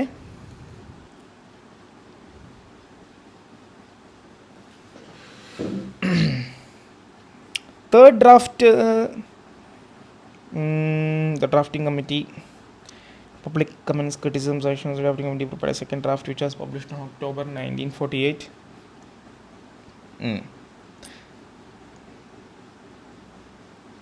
ഓക്കെ, അതെ. അപ്പോൾ നവംബർ 26, 1949 തന്നെ the motion on draft constitution was declared as passed on November 26, 1949. So this adopted constitution had a preamble, 395 articles and 8 schedules. അപ്പോൾ 1949 നവംബർ 26 നമ്മൾ എന്ത് ചെയ്തു? അഡോപ്റ്റ് ചെയ്തു. അപ്പോൾ 1900 ആ ദിവസം എന്താ പ്രത്യേകതയുള്ള എന്താ? ആ വർഷം എന്താ പ്രത്യേകതയുള്ള? 1950 ജനുവരി 26 നമ്മൾ കോൺസ്റ്റിറ്റ്യൂഷൻ അഡോപ്റ്റ് ചെയ്യുന്നത്. അപ്പോൾ ഏകദേശം അതിന് മുമ്പ് നവംബർ 26 ആ കോൺസ്റ്റിറ്റ്യൂഷൻ നമ്മൾ അഡോപ്റ്റ് ചെയ്തു. ആ അഡോപ്റ്റ് ചെയ്ത ദിവസം അത് കോമമറേറ്റ് ചെയ്തുകൊണ്ട് 2015 തൊട്ട് കേന്ദ്ര സർക്കാർ ദ നാഷണൽ കോൺസ്റ്റിറ്റ്യൂഷൻ ഡേ ആചരിക്കുന്നുണ്ട്. എന്താണ് അതിന് ഹിന്ദിയിൽ സംവിധാൻ ദിവസ് എന്ന് പറയും. സംവിധാൻ എന്നാണ് എന്താണ് സിസ്റ്റം, അല്ലെങ്കിൽ കോൺസ്റ്റിറ്റ്യൂഷൻ കൊണ്ടുവരുന്ന സിസ്റ്റത്തിന് പറയുന്ന സംവിധാനം എന്നൊക്കെ നമ്മൾ മലയാളത്തിൽ പറയുന്ന പോലെ ഹിന്ദിയിൽ സംവിധാൻ. അപ്പോൾ സംവിധാൻ ദിവസ് അല്ലെങ്കിൽ നാഷണൽ കോൺസ്റ്റിറ്റ്യൂഷൻ ഡേ 26 നവംബറിന് എല്ലാ വർഷവും ഇപ്പോൾ 2015 തൊട്ട് ആചരിക്കുന്നുണ്ട്. അതാണ് എന്ത്? സംവിധാൻ ദിവസ്. അതെന്തിനോ കോമമറേറ്റ് ചെയ്ത 1949 നവംബർ 26. കാരണം അപ്പോഴാണ് നമ്മൾ എന്താണ് ഡ്രാഫ്റ്റ് കോൺസ്റ്റിറ്റ്യൂഷൻ അഡോപ്റ്റ് ചെയ്തത്. ഓക്കെ, അതാണ് എന്താ സംവിധാൻ ദിവസ്. ആ മലയാളത്തിൽ നമ്മുടെ ഭരണഘടന നമ്മുടെ അഭിമാനം എന്നുള്ളത് നിങ്ങൾ ഓർക്കണം. അവർ കോൺസ്റ്റിറ്റ്യൂഷൻ അവർ പ്രൈഡ്. കാരണം ഇതൊരു കറണ്ട് അഫയേഴ്സ് പോലെ വെച്ചോ. 2024 the year 2024 was particularly significant as it mark the 75th anniversary of the constitutions adoption. അല്ലേ, 75ാമത് വാർഷികമായിരുന്നു എന്ത് ഭരണഘടന അഡോപ്റ്റ് ചെയ്തതിൻ്റെ 2024. അതുകൊണ്ടാണ് നമ്മൾ ഈ ആസാദി കാ അമൃത് മഹോത്സവം എന്ന് പറഞ്ഞ പല സ്ഥലങ്ങളും കാണുമല്ലോ 75 എന്നൊക്കെ എഴുതി. സ്വാതന്ത്ര്യം കിട്ടിയെന്നല്ല, കോൺസ്റ്റിറ്റ്യൂഷൻ അഡോപ്റ്റ് ചെയ്തതിൻ്റെ. ഓക്കെ, അപ്പോൾ കോൺസ്റ്റിറ്റ്യൂഷൻ അഡോപ്റ്റ് ചെയ്തതിൻ്റെ 75ാമത്തെ ആനിവേഴ്സറി ആയിരുന്നു 2024. അപ്പോൾ this milestone provide an opportunity to reflect on India's democratic ethos and constitutional legacy. ഇന്ത്യയുടെ എന്താണ് ജനാധിപത്യപരമായ മൂല്യങ്ങൾക്കും കോൺസ്റ്റിറ്റ്യൂഷണൽ ലെഗസി, ഭരണഘടനയുടെ ഒരു ലെഗസി ഉണ്ടല്ലോ, അതിനെ റിഫ്ലക്റ്റ് ചെയ്യാനും അതിനെ ഓർക്കാനും അതിനെ ചെറിഷ് ചെയ്യാനുള്ളൊരു സമയമായിരുന്നു നമുക്ക് സംവിധാൻ ദിവസ്. അപ്പോൾ 2024 സംവിധാൻ ദിവസിൻ്റെ ക്യാമ്പയിൻ എന്ന് വെച്ച് കഴിഞ്ഞാൽ ഹമാര സംവിധാൻ ഹമാര സ്വാഭിമാൻ, അവർ കോൺസ്റ്റിറ്റ്യൂഷൻ അവർ പ്രൈഡ്, നമ്മുടെ ഭരണഘടന നമ്മുടെ അഭിമാനം. ആരും ChatGPT പോയി അവർ കോൺസ്റ്റിറ്റ്യൂഷൻ അവർ പ്രൈഡ് ഒന്നും ഡയറക്റ്റ്ലി ട്രാൻസ്ലേറ്റ് ചെയ്യാൻ വേണ്ടിയാണ് ഞാൻ ഇവിടെ അടിച്ചു വെച്ചത്. കാരണം ചിലപ്പോൾ നമ്മുടെ ഭരണഘടന നമ്മുടെ അഹങ്കാരം എന്നൊക്കെ ChatGPT ട്രാൻസ്ലേറ്റ് ചെയ്ത് തരും ആ പ്രൈഡ് എന്ന് പറഞ്ഞത്. അപ്പോൾ അങ്ങനെയൊന്നും വേണ്ട. ഓക്കെ, അപ്പോൾ the campaign aims to reiterate core constitutional values and motivate citizens to uphold its ideals. ആ ദിവസത്തിനെ കോമമറേറ്റ് ചെയ്യാൻ വേണ്ടിയിട്ടാണ് നമ്മൾ സംവിധാൻ ദിവസ് കൊണ്ടാടുന്നത്. റിപ്പബ്ലിക് ഡേ ജനുവരി 26, 1950. എന്താ നമുക്ക് എല്ലാവർക്കും അറിയുന്ന പോലെ നമ്മൾ കോൺസ്റ്റിറ്റ്യൂഷനെ അഡോപ്റ്റ് ചെയ്തു. The constitution was adopted on this date to commemorate the Purna Swaraj day celebrated on the same day of 1930. എന്തുകൊണ്ട് ജനുവരി 26 അഡോപ്റ്റ് ചെയ്തു? 1930 ജനുവരി 26 എന്താണ് പൂർണ്ണ സ്വരാജ് ഡേ സെലിബ്രേറ്റ് ചെയ്തത്. പൂർണ്ണ സ്വരാജ്, കംപ്ലീറ്റ് സ്വാതന്ത്ര്യം വേണം, നമ്മുടെ ഭാഗതയം നമ്മൾ തന്നെ നിർണ്ണയിക്കണം എന്നുള്ള കാര്യം വന്നത്. അപ്പോൾ അത്തരത്തിൽ സ്വന്തമായിട്ടൊരു കോൺസ്റ്റിറ്റ്യൂഷൻ നമ്മൾ അഡോപ്റ്റ് ചെയ്യുമ്പോൾ ആ ദിവസം തന്നെ നമ്മൾ ആഘോഷിക്കണ്ടേ. അപ്പോൾ പൂർണ്ണ സ്വരാജ് ഡേയുടെ കോമമറേറ്റ് ചെയ്യാൻ വേണ്ടിയിട്ടാണ് 1930 ജനുവരി 26 പൂർണ്ണ സ്വരാജ് ഡേ കോമമറേറ്റ് ചെയ്യാൻ വേണ്ടിയിട്ടാണ് ജനുവരി 26, 1950 നമ്മൾ കോൺസ്റ്റിറ്റ്യൂഷൻ അഡോപ്റ്റ് ചെയ്തത്. So with the adoption of the constitution the following acts were abolished. എന്തൊക്കെ അബോളിഷ് ചെയ്തു? Indian independence act 1947 British parliament നമുക്ക് സ്വാതന്ത്ര്യം തരാൻ വേണ്ടി പാസ്സാക്കിയ ഇന്ത്യൻ ഇൻഡിപെൻഡൻസ് ആക്ട് അബോളിഷ് ചെയ്തു. കാരണം നമ്മളത് പഠിക്കുമ്പോഴും പറഞ്ഞിട്ടുണ്ട്, ആ ആക്ട് പാസ്സാവുമ്പോൾ അതിൻ്റെ കൂടെ തന്നെ നമുക്ക് തന്നിരുന്നൊരു അധികാരം എന്താണ്? ആ ആക്ട് തന്നെ അബോളിഷ് ചെയ്യാനുള്ള അധികാരം അതെടുത്ത് നമ്മൾ അത് അബോളിഷ് ചെയ്തു. ഗവൺമെൻറ് ഓഫ് ഇന്ത്യ ആക്ട്, ഇവിടെ സ്പെല്ലിംഗ് തെറ്റുണ്ട്, ഗവൺമെൻറ് ഓഫ് ഇന്ത്യ ആക്ട് 1947 അല്ല, അയ്യോ സോറി, അത് എഴുതിയപ്പോൾ തെറ്റിപ്പോയതാ. ഗവൺമെൻറ് ഓഫ് ഇന്ത്യ ആക്ട് 1947 അല്ല 1935 കേട്ടോ, ഇപ്പം തന്നെ തിരുത്തിയേക്കാം. 1935 1935 ആക്ട് ഉണ്ടല്ലോ, അതാണ് അബോളിഷ് ചെയ്തത്. സോറി, അത് മിസ്റ്റേക്ക് പറ്റിയത്. അപ്പോൾ government of India act 1935 1947 abolish ചെയ്തു. The abolition of privy council jurisdiction act 1949 continued. പക്ഷേ ഇത് കണ്ടിന്യൂ ചെയ്തു. ഏതാ 1949, അതായത് നമ്മൾ റിപ്പബ്ലിക് ആയ 1950 ഒരു വർഷം മുമ്പ് 1949 abolition of privy council jurisdiction act ഉണ്ടായിരുന്നു. ഇതെന്താ ഞാൻ പറഞ്ഞുതരാം. പ്രിവി കൗൺസിൽ ജൂറിസ്ഡിക്ഷൻ ആക്ട് എന്ന് പറഞ്ഞു വെച്ചിട്ടുണ്ടെങ്കിൽ ഇന്ത്യയുമായിട്ട് ബന്ധപ്പെട്ടുള്ള ഒരുപാട് കേസുകൾ ലണ്ടനിലുള്ള കോടതികളിൽ വിസ്തരിക്കുന്ന ഒരു സംവിധാനം ഉണ്ടായിരുന്നു, ലണ്ടനിലുള്ള കോടതിയിൽ. അപ്പോൾ ആ ജൂറിസ്ഡിക്ഷൻ എടുത്ത് മാറ്റിയിട്ട് അവിടെ ഇനിയുള്ള കേസുകളും അവിടെ എക്സിസ്റ്റ് ചെയ്യുന്ന എല്ലാ കേസുകളും തന്നെ ഇന്ത്യയിലെ ഫെഡറൽ കോർട്ടിലോട്ട് മാറ്റുന്നതിനുള്ള അതായിരുന്നു abolition of privy council jurisdiction act. അതുപോലെ തുടരണമല്ലോ, അത് നമ്മൾ അബോളിഷ് ചെയ്യേണ്ട കാര്യമില്ല. ഓക്കെ. പിന്നെ ഇതും ഓർത്തോ, ലാഹോർ സെഷനിലാണ് കേട്ടോ പൂർണ്ണ സ്വരാജ്. നമ്മൾ ചരിത്രം പഠിക്കുമ്പോൾ നന്നായിട്ട് പഠിക്കും. ജസ്റ്റ് പൂർണ്ണ സ്വരാജ് ഡേ 1930 ജനുവരി 26 കൊമമറേറ്റ് ചെയ്യാനായിട്ടാണ് നമ്മൾ ആ തീയതി തിരഞ്ഞെടുത്തത്. ഓക്കെ. അപ്പോൾ അങ്ങനെ നമ്മൾ റിപ്പബ്ലിക്കായി, കോൺസ്റ്റിറ്റ്യൂഷൻ അഡോപ്റ്റ് ചെയ്ത് നമ്മളൊരു റിപ്പബ്ലിക്കായി, നമ്മൾ സ്വന്തം ഭരിക്കാനായിട്ട് തയ്യാറായുള്ള രാജ്യമായി, ഫ്രഷായിട്ട് ഇലക്ഷൻസിനെ നേരിടാൻ വേണ്ടി തയ്യാറെടുക്കുന്ന രാജ്യമായി. പിന്നെ എക്സ്പേർട്സ് കമ്മിറ്റി ഓഫ് കോൺഗ്രസ് എന്നുള്ള കാര്യവും കൂടെ നിങ്ങളൊന്ന് ഓർക്കണം. വളരെ വലിയ ഇമ്പോർട്ടൻ്റ് അല്ല, പക്ഷെ എന്നാലും ഓർക്കേണ്ട കാര്യം. കാരണം ഈ കോൺസ്റ്റിറ്റ്യൂവൻ്റ് അസംബ്ലിയിലോട്ടുള്ള എലക്ഷൻസ് നടക്കുന്നു ഞാൻ പറഞ്ഞിരുന്നല്ലോ, നമ്മൾ പഠിച്ചില്ലായിരുന്നു. ജൂലൈ ടു ഓഗസ്റ്റ് സമയത്ത് 1946 ജൂലൈ ടു ഓഗസ്റ്റ് സമയത്ത് എലക്ഷൻസ് നടക്കുന്നു. ആ സമയത്ത് കോൺഗ്രസിനകത്തൊരു എക്സ്പേർട്ട് കമ്മിറ്റി വർക്ക് ചെയ്യുന്നുണ്ടായിരുന്നു. എന്തിനു വേണ്ടിയിട്ട്? ഈ വരാൻ പോകുന്ന കോൺസ്റ്റിറ്റ്യൂവൻ്റ് അസംബ്ലി ഏത് രീതിയിൽ വർക്ക് ചെയ്യണം, അതിനുള്ള മാർഗ്ഗനിർദ്ദേശങ്ങൾ, അതിനുള്ള കമ്മിറ്റിയിലുള്ള ആൾക്കാരായിരുന്നു ഇവരൊക്കെ. Chairman Jawaharlal Nehru, M Asaf Ali, K M Munshi, Gopalaswami Ayyangar, K T Shah, D R Gadgil. ഗാഡ്ഗിലിൻ്റെ പേര് ഓർക്കണം, കാരണം എന്താണ്, ഗാഡ്ഗിൽ പ്ലാൻ ഉണ്ടല്ലോ, ഗാഡ്ഗിൽ പ്ലാൻ ഉണ്ട് 5 ഇയർ പ്ലാനുമായിട്ട് ബന്ധപ്പെട്ട്. നമ്മൾ 5 ഇയർ പ്ലാനുമായിട്ട് ബന്ധപ്പെട്ട് പഠിക്കുമ്പോൾ ഇത് അറിയാത്തവർക്ക് ഇത് മനസ്സിലാവും. അറിയുന്നവർ അവർക്ക് അതേ ഗാഡ്ഗിൽ തന്നെയാണ് ഇത്. D R Gadgil, Humayun Kabir, K Santhanam, ഇത്രയും 8 പേരുള്ളൊരു കമ്മിറ്റി കോൺഗ്രസിനകത്ത് വർക്ക് ചെയ്യുന്നുണ്ടായിരുന്നു കേട്ടോ. ഈ കോൺസ്റ്റിറ്റ്യൂവൻ്റ് അസംബ്ലിയുടെ വർക്കിംഗ് എങ്ങനെയാണെന്ന് നിർണ്ണയിക്കാൻ വേണ്ടി അതാണ് പറയുന്നത്. ഓക്കെ, അതൊന്ന് ഓർത്ത് വെച്ചാൽ മതി പേരുകളൊക്കെ. ഇനി വിമർശനങ്ങളുണ്ട് കോൺസ്റ്റിറ്റ്യൂവൻ്റ് അസംബ്ലിയുടെ പുറത്ത്. അതെന്താ ഞാൻ പറഞ്ഞുതരാം. നോട്ട് എ റെപ്രസെൻറ്റേറ്റീവ് ബോഡി, അത് നിങ്ങൾക്ക് എളുപ്പത്തിൽ മനസ്സിലാക്കാം. അതെന്താ കോൺസ്റ്റിറ്റ്യൂവൻ്റ് അസംബ്ലി എന്ന് വെച്ചാൽ? നമ്മളിവിടെ പാർട്ട്ലി ഇലക്റ്റഡ് പാർട്ട്ലി നോമിനേറ്റഡ് എന്ന് ഇവിടെ ഒരു സ്ഥലത്ത് പറഞ്ഞു. എനിക്ക് നോക്കട്ടെ,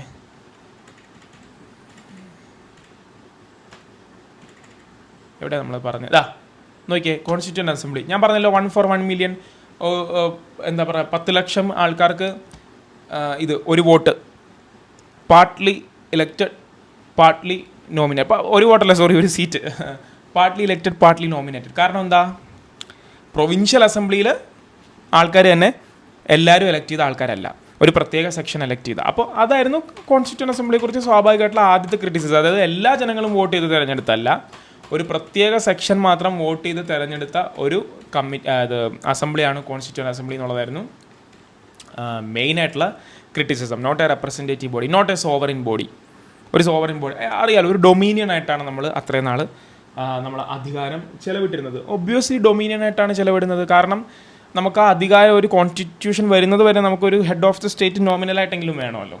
അപ്പോൾ ആ സോവറിൻ ബോഡിയല്ല, ബ്രിട്ടീഷുകാരോട് ചോദിച്ചിട്ടാണ് എല്ലാം ചെയ്യുന്നത് എന്നുള്ളൊരു വിമർശനം ഉണ്ടായിരുന്നു. പിന്നെ ടൈം കൺസ്യൂമിങ്, ഒരുപാട് ടൈം എടുക്കുന്നുണ്ടായിരുന്നു. അത് ഒരുപാട് ടൈം എടുക്കുന്നു ബാക്കിയുള്ളവരെ അപേക്ഷിച്ച്. അമേരിക്കൻ കോൺസ്റ്റിറ്റ്യൂഷനൊക്കെ വളരെ പെട്ടെന്ന് എഴുതി, ഇന്ത്യൻ കോൺസ്റ്റിറ്റ്യൂഷൻ എഴുതാൻ ഒരുപാട് സമയം എടുക്കുന്നു. അതിനായിട്ട് ബന്ധപ്പെട്ട് നസീറുദ്ദീൻ അഹമ്മദ് എന്ന് പറഞ്ഞ കോൺസ്റ്റിറ്റ്യൂഷൻ അസംബ്ലിയിലെ മെമ്പർ പറഞ്ഞാണ് not a drafting committee but a drifting committee. ആ റൈമിങ്ങിലൊക്കെ പറഞ്ഞു പുള്ളി. ഡ്രാഫ്റ്റിംഗ് കമ്മിറ്റിയിലെ ഡ്രിഫ്റ്റിംഗ് കമ്മിറ്റിയാണ്. ഡ്രിഫ്റ്റി എന്ന് പറഞ്ഞാൽ എന്താ? ഡ്രിഫ്റ്റി എന്ന് പറഞ്ഞാൽ ഇങ്ങനെ അങ്ങോട്ടും ഇങ്ങോട്ടും ഇങ്ങനെ അലഞ്ഞു തിരിയുക, കാറ്റത്ത് പിടിച്ച കരിയില ഉണ്ടല്ലോ, അതുപോലെ ഇങ്ങനെ ഒരു ലക്ഷ്യമില്ലാതെ അങ്ങോട്ടും ഇങ്ങോട്ടും സിഗ്സാഗായിട്ട് നടക്കുന്ന, അങ്ങനെ ഒരു ലക്ഷ്യമില്ലാതെ ഇങ്ങനെ വലിച്ചഴച്ചുകൊണ്ട് പോകുന്ന, ഒരുപാട് സമയം എടുക്കുന്ന ഒരു കമ്മിറ്റിയാണ്, ഒരു അസംബ്ലിയാണ് കോൺസ്റ്റിറ്റ്യൂവൻ്റ് അസംബ്ലി എന്ന് നസീറുദ്ദീൻ അഹമ്മദ് എന്ന് പറഞ്ഞ കോൺസ്റ്റിറ്റ്യൂവൻ്റ് അസംബ്ലിയുടെ മെമ്പർ പറഞ്ഞു. ടൈം കൺസ്യൂം ചെയ്യുന്നു എന്ന് പറഞ്ഞു. പിന്നെ ഒരു ഡൊമിനേറ്റഡ് ബൈ കോൺഗ്രസ്. കോൺഗ്രസ് എന്ന് പറഞ്ഞ രാഷ്ട്രീയ പാർട്ടിയിലെ ആൾക്കാർ ഡൊമിനേറ്റ് ചെയ്യുന്ന ഒരു കമ്മിറ്റിയാണ് ഇത്, കോൺസ്റ്റിറ്റ്യൂവൻ്റ് അസംബ്ലിയാണ് ഇത് എന്നുള്ള വിമർശനം. സ്വാഭാവികമായിട്ടും കോൺഗ്രസ് മാത്രമായിരുന്നു അന്ന് എല്ലാ പാർട്ടി. അന്ന് കോൺഗ്രസ് എന്ന് പറഞ്ഞാൽ നമുക്കൊരു പാർട്ടിയായിട്ട് നമുക്കതിനെ കാണാൻ പറ്റില്ല അന്നത്തെ സമയത്ത്. കാരണം കോൺഗ്രസ് എന്ന് പറഞ്ഞ വാക്ക് പറയുന്നത് പോലെ എന്താണ്, ഇന്ത്യയുടെ സ്വാതന്ത്ര്യത്തിന് വേണ്ടിയുള്ളൊരു കൂട്ടായ്മ. അതൊരു പാർട്ടി ആയത് അതിന് ശേഷമല്ല. അത് രാഷ്ട്രീയ പാർട്ടി ആയതും അതിൻ്റെ ചരിത്രമൊക്കെ നമുക്കറിയാം, അതൊക്കെ അതിന് ശേഷമാണ്. അതിന് മുമ്പ് എന്താ, അതൊരു കൂട്ടായ്മയാണ്. അതിനകത്ത് പല പല ഐഡിയോളജീസ് ഉള്ള ആൾക്കാരുണ്ട്, പല ആൾക്കാർ പിരിഞ്ഞു പോയിട്ടുണ്ട്, പല ആൾക്കാർ ചേർന്നിട്ടുണ്ട്. എന്നാൽ തന്നെയും ഡൊമിനേറ്റഡ് ബൈ കോൺഗ്രസ് എന്നുള്ളതായിരുന്നു അതിൻ്റെ ഒരു ക്രിറ്റിസിസം. അതാണ് നേരത്തെ നമ്മൾ പറഞ്ഞ പോലെ എക്സ്പേർട്ട് കമ്മിറ്റിയൊക്കെ ഉണ്ടായിരുന്നല്ലോ കോൺഗ്രസിനകത്ത്. എന്തു ആയിക്കോട്ടെ. പിന്നെന്താ, ലോയർ പൊളിറ്റീഷ്യൻ ഡൊമിനേഷൻ, അതായത് വക്കീലും രാഷ്ട്രീയക്കാരും ഉള്ളൊരു ഡൊമിനേഷൻ ഉണ്ട് എന്നുള്ളതും പ്രശ്നമാണ്. അത് ഭരണഘടനയുടെ ഭാഷ നമ്മൾ ശ്രദ്ധിച്ചാലും മനസ്സിലാവും. വളരെ കോംപ്ലക്സ് ആയിട്ടുള്ള ലീഗലായിട്ടുള്ള ഒരുപാട് ടേംസ് ഉൾപ്പെടുന്ന ഒരു ഭാഷയാണ്. അതിനൊരു പ്രധാനപ്പെട്ട ഒരു കാര്യം എന്ന് പറഞ്ഞു കഴിഞ്ഞാൽ, ഞാൻ ഈ പറഞ്ഞ പോലെ ഓർമ്മയുണ്ടല്ലോ, മക്കാളയുടെ എഡ്യൂക്കേഷണൽ പരിഷ്കരണങ്ങളുടെയൊക്കെ അടിസ്ഥാനത്തിൽ ബ്രിട്ടീഷ് ഇന്ത്യയിൽ ഒരു എഡ്യൂക്കേറ്റഡ് ആയിട്ടൊരു സമൂഹം ഉയർന്നു വന്നപ്പോൾ അവർ കൂടുതലായിട്ട് പഠിച്ചത് എന്താ, അവർ ബാരിസ്റ്റർമാരാവാനാണ് പോയത്. അവർ കൂടുതൽ നിയമമാണ് പഠിച്ചത്. അപ്പോൾ നിയമം പഠിച്ച ആൾക്കാരുടെ ഒരു അതിബാഹുല്യം ഇന്ത്യയിൽ അന്ന് ഉണ്ടായിരുന്നു. ആ ബാഹുല്യത്തിൻ്റെ അടിസ്ഥാനത്തിൽ എന്താ, ഇന്ത്യയിൽ ഒരു അക്കാഡമിക് ആയിട്ടൊരു എക്സർസൈസ് ആണല്ലോ ഒരു കോൺസ്റ്റിറ്റ്യൂഷൻ ഉണ്ടാക്കുക എന്നുള്ളത്. എന്തൊക്കെ പറഞ്ഞാലും ഡ്രാഫ്റ്റിംഗ് കമ്മിറ്റിയുടെ ചെയർമാനായിട്ടുള്ള BR അംബേദ്കർ തന്നെ ഒരു നിയമവിദഗ്ധനാണല്ലോ, ഇന്ത്യയുടെ ആദ്യത്തെ നിയമ വിദഗ്ധനാണല്ലോ അദ്ദേഹം.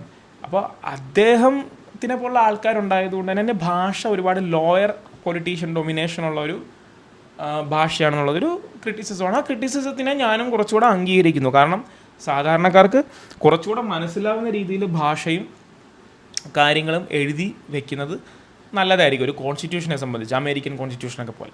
ശരി, അടുത്തൊരു വിമർശനം ഡൊമിനേറ്റഡ് ബൈ ഹിന്ദുസ്. അത് ഒരു ഈ പറഞ്ഞ പോലെ കഴമ്പുള്ള വിമർശനം ആയിട്ട് തോന്നുമോ ഇല്ലയോ എന്ന് ചോദിച്ചാൽ അത് അന്നത്തെ സാഹചര്യത്തിനനുസരിച്ചിരിക്കും. കാരണം ജനസംഖ്യ അനുപാതത്തിനനുസരിച്ചാണല്ലോ ഓരോ ഇതുള്ളത്, ഒരു പ്രാതിനിധ്യം ഉള്ളത്. പക്ഷേ ഒരുമാതിരി സെക്യുലറായിട്ട് തന്നെയാണ് പാകിസ്ഥാനെ വെച്ച് കമ്പയർ ചെയ്യുമ്പോൾ ഇന്ത്യയുടെ കോൺസ്റ്റിറ്റ്യൂൻ്റ് അസംബ്ലി പോരുന്നത് എന്ന് തന്നെയാണ് നമുക്ക് മനസ്സിലാവുന്നത്. അപ്പോൾ ഇതൊക്കെയാണ് ക്രിറ്റിസിസം. ഈ ക്രിറ്റിസിസംസ് ഒക്കെ ആരാണ് കൂടുതൽ പഠിക്കേണ്ടതെന്ന് പറഞ്ഞാൽ, നിങ്ങൾ KAS പരീക്ഷ എഴുതുന്നവരോ, ഡിഗ്രി പ്രിലിംസ് ഡിസ്ക്രിപ്റ്റീവ് എഴുതുന്നവരോ, പ്രത്യേകിച്ച് ഹൈക്കോടതി പരീക്ഷയ്ക്ക് എഴുതുന്നവരോ, നമ്മുടെ സിവിൽ സർവീസ് പരീക്ഷ എഴുതുന്നവരോ ഈ ക്രിറ്റിസിസങ്ങളൊക്കെ ഓർത്ത് വെക്കണം.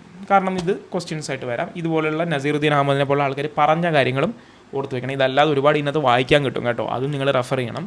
നിങ്ങൾക്ക് അതിൽ നിന്നൊക്കെ എഴുതി എടുത്തിട്ട് നിങ്ങൾക്ക് നോക്കാൻ പറ്റും.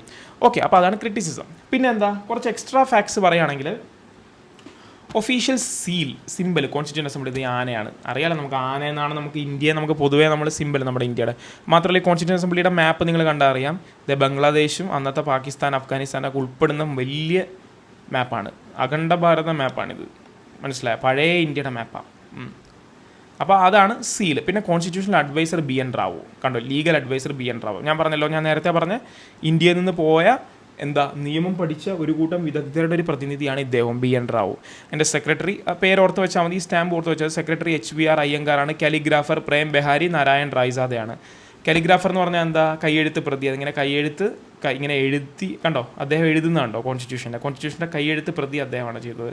പിന്നെ അതിൻ്റെ ഡിസൈനൊക്കെ കണ്ടോ, രാമായണത്തിൽ നിന്നുള്ള ചിത്രങ്ങൾ, അതുപോലെ തന്നെ ഇന്ത്യയുടെ ഒരുപാട് സംസ്കാരത്തിൽ നിന്നും മറ്റു പല കാര്യങ്ങളിൽ നിന്നുള്ള കുറേ ചിത്രങ്ങളൊക്കെ അതിനകത്ത് ഉണ്ട്. ഇന്ത്യൻ കോൺസ്റ്റിറ്റ്യൂഷൻ നമുക്ക് ഒറിജിനലായിട്ട് ഉള്ളത് നോക്കിക്കഴിഞ്ഞാലുണ്ട്. അപ്പോൾ ഇത്തരത്തിലുള്ള ബ്യൂട്ടിഫിക്കേഷൻ്റെ ഈ അശോക സ്തംഭം വരയ്ക്കുക, അങ്ങനെയുള്ള എസ്തെറ്റിക് ആയിട്ടുള്ള കാര്യങ്ങൾ കൊടുക്കുന്നത് പ്രേം ബിഹാരി നാരായൺ റായ്സാദ. അപ്പോൾ അദ്ദേഹത്തിൻ്റെ പേര് തന്നെ നോക്കിയാൽ അത്രയും വലുതാണ്.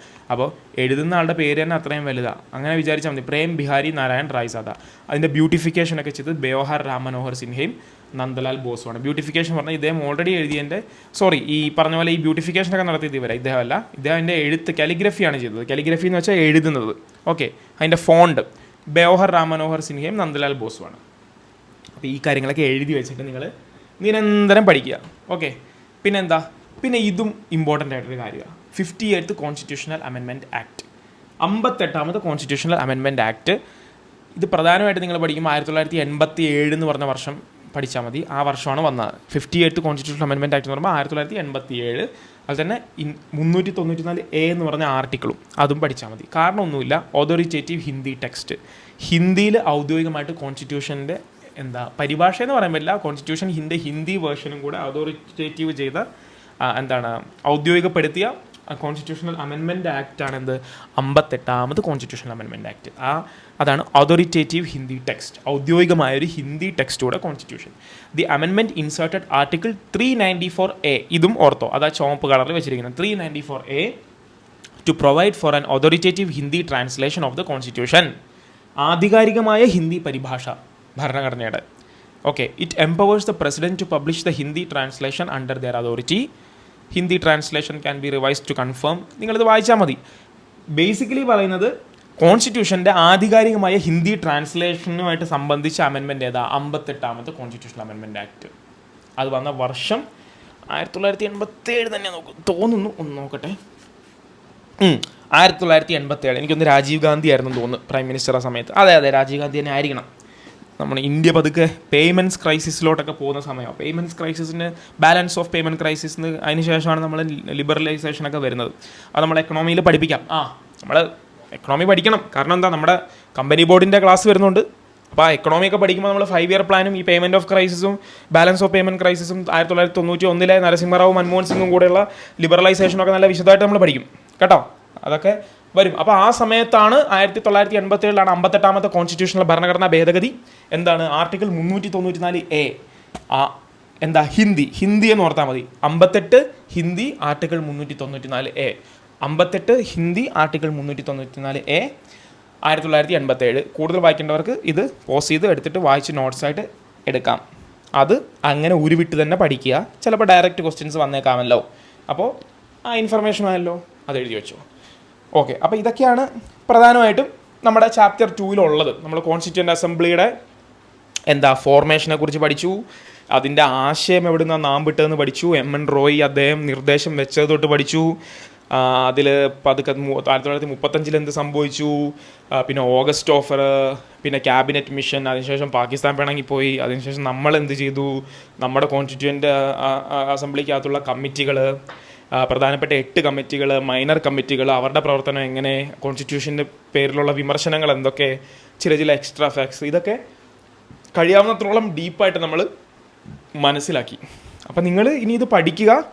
ഞാൻ ഇന്ന് വൈകുന്നേരം ഒരു ഷോർട്ടിൽ ഇട്ടിട്ടുണ്ടായിരുന്ന പോലെ ഉറപ്പായിട്ടും ഇത് കാണുന്ന നിങ്ങൾ പോയി ആ ക്വിസുകൾ അറ്റംപ്റ്റ് ചെയ്യുക. ക്വിസുകൾ ഞാൻ ഇടും, ക്വിസുകൾ അറ്റംപ്റ്റ് ചെയ്യുക. അത് അറ്റംപ്റ്റ് ചെയ്താൽ മാത്രമേ നിങ്ങൾക്ക് ഈ പറഞ്ഞ കാര്യങ്ങളൊക്കെ ഇപ്പോൾ നിങ്ങൾക്ക് ചെറിയൊരു സാറ്റിസ്ഫാക്ഷൻ ഉണ്ടാവും തലയ്ക്കകത്ത്. പറഞ്ഞ കാര്യങ്ങളൊക്കെ തലയ്ക്കകത്തോട് കയറി. അങ്ങനെയല്ല. ഇപ്പോൾ ഈ പറഞ്ഞ 58 394A ഹിന്ദി എന്നൊക്കെ പറഞ്ഞ് പഠിച്ച സാധനങ്ങളില്ലേ, അത് പ്രാവർത്തികമാക്കണമെങ്കിൽ നമുക്ക് ആ ക്വസ്റ്റ്യൻ വരുമ്പോൾ നമുക്കത് എഴുതാൻ പറ്റുന്നുണ്ടോ എന്നുള്ളത് നോക്കണം. അങ്ങനെയുള്ള ടെസ്റ്റ് ചെയ്യുന്നത് എങ്ങനെയാണ്? നമ്മൾ ക്വിസുകൾ അറ്റംപ്റ്റ് ചെയ്തിട്ടാണ്. ഇപ്പോൾ എനിക്ക് നിങ്ങൾക്ക് മോക്ക് ടെസ്റ്റ് ഒന്നും തരാനായിട്ട് എനിക്ക് ആപ്പൊന്നും ഇല്ലല്ലോ. ഞാനൊരു സിംഗിളായിട്ടുള്ളൊരു പേഴ്സണാണ്. അപ്പോൾ എനിക്ക് ആപ്പൊന്നും ഡിസൈൻ ചെയ്ത് തരാൻ പറ്റില്ല. എനിക്ക് ചെയ്യാൻ പറ്റുന്നത് യൂട്യൂബിൻ്റെ പ്ലാറ്റ്ഫോം ഉപയോഗിച്ച് അതിനകത്ത് ക്വിസുകൾ തരിക എന്നുള്ളതാണ്. അപ്പോൾ ക്വിസുകൾ നിങ്ങൾ പോയി അറ്റംപ്റ്റ് ചെയ്യാം. ഓക്കെ, എല്ലാവരും നന്നായിട്ട് പഠിക്കുക. ചാപ്റ്റർ 3 ഉടനെ വരും. അപ്പോൾ നമ്മൾ ചാപ്റ്റർ 2 ഫിനിഷ് ചെയ്തു. Okay, thank you.